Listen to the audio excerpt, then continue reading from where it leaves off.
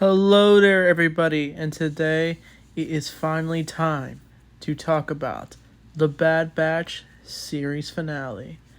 And I gotta say, this is easily one of my favorite finales of Star Wars. The clones have finally come together to rescue Omega, and it all pays off, and it's a very intense final. Literally, the episode opens with dark music, and it's not the usual gray title screen. Instead, it's dark.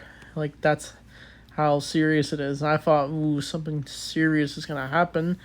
But as our characters are ready to sneak into Mount Tantus, like, they're feeling doubtful. Well, it's mainly Crosshair who wants to mainly just get in there, and he feels he's done all the bad things and he wants to sacrifice himself for it. But the batch says we don't leave anyone else behind, and they are willing to forgive Crosshair in a way for all he's done throughout the show, and they're still holding up even though Wrecker has been damaged from that monster from the last episode. They're still trying. As Omega is ready to sneak out, she manages to sneak out with the force-sensitive children, and they use the droid to their advantage. And the droid manages to knock out one of the doctors, and they sneak on board, and they find the Zillo Beast. And Omega surprisingly uses the controls to unleash it, causing mayhem into Mount Tantus.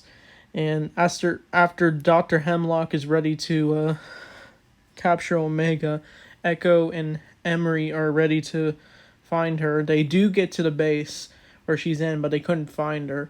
But they do end up meeting up with her when they do. But that's where Hemlock unleashes the rogue clones that he's been plotting. Apparently that one rogue clone we've been seeing throughout the season, it turns out they are like evil versions of the clones. They're like a mix of the batch's DNA, and they managed to capture the remaining batch, and now they're gonna torture them so Hemlock can get what he wants. And it basically leads to Echo freeing all the clones of Emery and Omega, and they have a heartfelt moment, and they decide to rally together to take down Hemlock. And they say how they don't leave anyone else behind.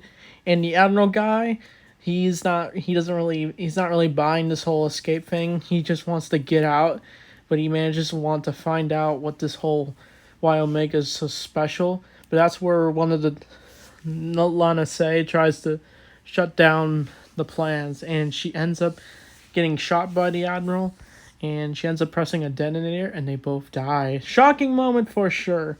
And so, yeah, he got a big karma. He ends up dying in the end. But our fellow characters are getting tortured, and Echo is doing his best to save our characters. But they get into a big fight with the rogue clones, and Echo actually gets stabbed in the back, and it's quite painful for him.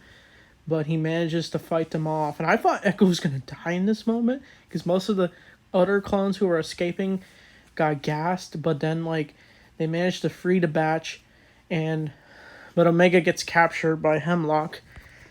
And I also forgot to mention Crosshair gets his hand chopped off. Very They didn't show the details, but it was gruesome off screen. But he's doing his best with Hunter, who manages to sneak outside in the rain, and Hemlock is willing to just kill Omega, but she uses this toothpick thing that she was using for the droid, and she manages to stab Hemlock, and Hemlock gets shot to death, and he falls to his death, and Project Necromancer is destroyed, and our characters make it out in a nick of time, and they can finally rest.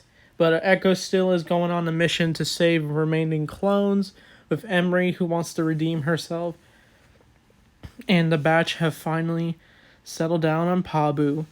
And we cut to years later, and Omega has joined the rebellion, and Hunter is willing to let Omega do her thing, even though he's still worried for her. We see an older Hunter, and Omega says to keep the batch safe while they're on Pabu, and that's the Bad Batch series finale. So I think this finale was really intense, emotional. it was nice the Batch can finally find their peace and finally have their own lives.